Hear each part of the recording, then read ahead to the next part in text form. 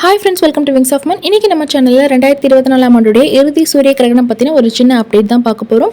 இந்த சூரிய கிரகணம் வரக்கூடிய நேரம், இந்திய நேரம் என்ன அப்படிங்கிறத இந்த வீடியோவில் சொல்லியிருப்பேன். அதே போல் கர்ப்பிணி பெண்கள் எப்படி இருக்கணும் அப்படிங்கிறத இந்த வீடியோவில் சொல்லியிருப்பேன்.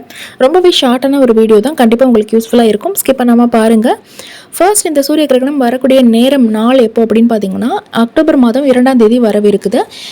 இந்த சூரிய கிரகணம் நமக்கு இரவு நேரத்தில் தான் வரப்போகுது. அதனால் நமக்கு பெரிய அளவில் பாதிப்புகள் இருக்காது. நிறைய பேர் வந்து பயப்படுறீங்க, நான் தூங்கலாமா, தண்ணீர் குடிக்கலாமா, சாப்பிடலாமான்னு சொல்லிட்டு தேவையில்லாமல் பயப்படுறீங்க.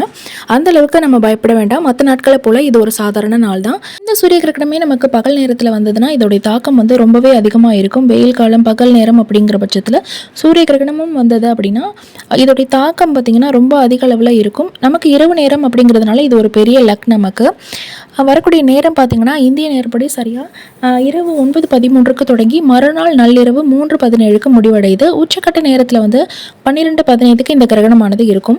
இந்த சூரிய கிரகணம் பார்த்திங்கன்னா நமக்கு இந்தியாவில் தெரியாது, வெளிநாடுகளில் தான் வந்து தெரியும்.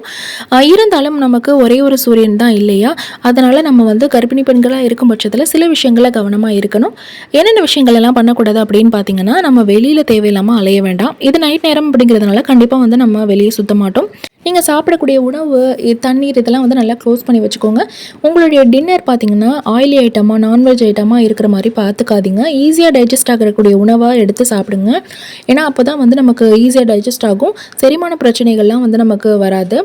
அதுவும் இல்லாமல் இந்த கிரகண நேரத்தில் பார்த்திங்கன்னா நமக்கு ஜீரண சக்தி கம்மியாக இருக்கும். அதனால தான் நம்ம வந்து நான்வெஜ் ஐட்டம், ஆயிலி ஐட்டம் எல்லாம் சாப்பிடக்கூடாது அப்படின்னு சொல்கிறோம். இந்த கிரகணம் பார்த்திங்கன்னா கிட்டத்தட்ட 6 மணி நேரத்துக்கு நீடிக்கும். சிலர் வீட்டிலலாம் பார்த்திங்கன்னா பாத்ரூம் டாய்லெட்லாம் வெளிப்புறத்தில் கட்டியிருப்பாங்க. அவங்கெல்லாம் வந்து கிரகணத்துக்கு பயந்துக்கிட்டு வெளியே போகாமல் யூரின் மோஷன்லாம் ஹோல்டு பண்ணி வச்சுட்டு இருப்பீங்க. தயவு செஞ்சு இந்த விஷயத்தை பண்ணாதீங்க. யூரின் மோஷன்லாம் ஹோல்ட் பண்ணிங்கன்னா நம்ம பேபிக்கு வந்து பெரிய பாதிப்பை ஏற்படுத்தும். யூரினரி ட்ராக்ட் இன்ஃபெக்ஷன் சொல்லிட்டு ஒரு கிருமி தொற்று வந்து சிறுநீர் பாதையில் வந்து ஏற்படும். இது வந்து கண்டிப்பாக டைரெக்டாக போயிட்டு நம்ம குழந்தையை வந்து பாதிக்கும். ஸோ அதனால் நம்ம வந்து யூரின் மோஷன்லாம் எப்போவுமே வந்து ஹோல்ட் பண்ணக்கூடாது. முக்கியமாக ப்ரெக்னென்சியில் வந்து இந்த விஷயத்தை நீங்கள் பண்ணவே கூடாது. சூரிய கிரகணம் வந்து நமக்கு இரவு நேரத்தில் தான் வருது இல்லையா, அதனால் பெரிய அளவுக்கு தாக்கம் இருக்காது. நீங்கள் தாராளமாக உங்கள் வீட்டுக்கு வெளிப்புறத்தில் இருக்கக்கூடிய பாத்ரூம் டாய்லெட்லாம் போயிட்டு யூஸ் பண்ணிட்டு வரலாம். கத்தி, கத்திரிக்கோள், நகவெட்டி இதை போல் ஷார்ப்பான பொருட்கள்லாம் நம்ம யூஸ் பண்ண வேண்டாம். அந்த நேரத்தில் யாரும் போயிட்டு நகை வெட்டிட்டுலாம் இருக்க மாட்டோம்.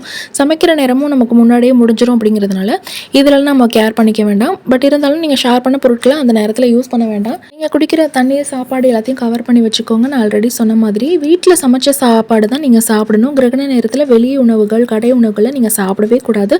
ப்ரெக்னென்சியில் எப்போவுமே கடை உணவுகள் நீங்கள் எடுக்க வேண்டாம்.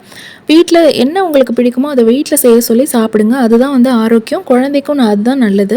எலக்ட்ரானிக் டிவைஸ்லாம் யூஸ் பண்ணுறீங்க, டிவி ஆன் பண்ணுறீங்க, மொபைலுக்கு சார்ஜ் போடுறீங்க, லேப்டாப் யூஸ் பண்ணுறீங்க, இதெல்லாம் வந்து நீங்கள் கை ஈரம் இல்லாமல் பார்த்துக்கணும். முக்கியமாக லேப்டாப் வந்து மடியில் வச்சுட்டு யூஸ் பண்ணக்கூடாது. அதுலேருந்து வரக்கூடிய ஹீட்டானது நம்மளை ரொம்பவே டயர்டாக்கிடும். ப்ரெக்னென்சியில் இந்த ஒரு தவறை நீங்கள் பண்ணவே கூடாது. மொபைலில், லேப்டாப் இதெல்லாம் சார்ஜ் போட்டுக்கிட்டு யூஸ் பண்ணாதீங்க. மற்றபடி நீங்கள் தாராளமாக சாப்பிட்லாம், தண்ணி குடிக்கலாம். உங்களுக்கு தூக்கம் வந்துச்சுன்னா தாராளமாக தூங்கலாம். ஈஸியாக இந்த 6 மணி நேரத்தை நம்ம கடந்துட முடியும். தூக்கம் வரல அப்படின்னா பிடிச்ச புத்தகம் படிங்க, பிடிச்ச தெய்வத்தை வந்து வழிபடுங்க. இதன் மூலமாக நமக்கு தேவையில்லாத குழப்பங்கள், கவலை இதெல்லாம் இருக்காது. இந்த வீடியோ உங்களுக்கு யூஸ்ஃபுல்லாக இருந்திருக்கும் அப்படின்னு நான் நம்புகிறேன். வீடியோ பிடிச்சிருந்தா லைக் பண்ணுங்கள். கூடவே நம்ம சேனலை மறக்காமல் சப்ஸ்கிரைப் பண்ணிக்கோங்க. தேங்க்யூ ஸோ மச் ஃபார் வாட்சிங்.